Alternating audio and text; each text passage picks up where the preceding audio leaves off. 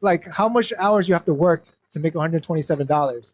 So like you really have to start thinking about, your construction, not in just the terms of, like who's the cheapest. It's also about who's going to be able to get it done in a good amount of time.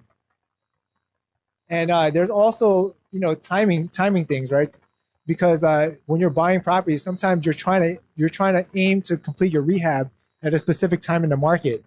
So, for example, if you're, trying to hit the, spring selling season, you missed out. Guess what? Now prices are 5% lower because there's less buyers. Maybe the interest rate shot up or whatever. You have less buyers. Prices change.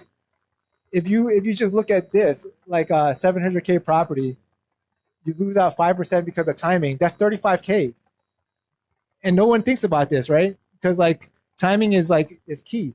So you look at how much that costs you, $35,000 over 5 months, over 30 days. That's $233 a day. That's starting to add up, right?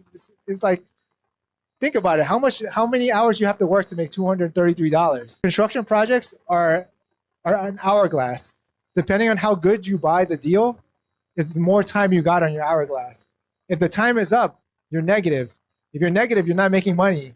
And if you're not making money, you're not incentivized to stay in the business because you're just kind of like losing out. You're not sure or whatever. Like, you might have learned a lesson, you might have considered a good thing, but a lot of people quit because their time runs out.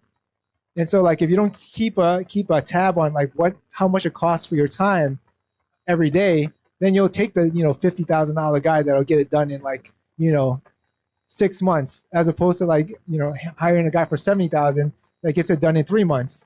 So $20,000 seems like a little bit of a difference, but like quality wise and all this other stuff are factors into the equation.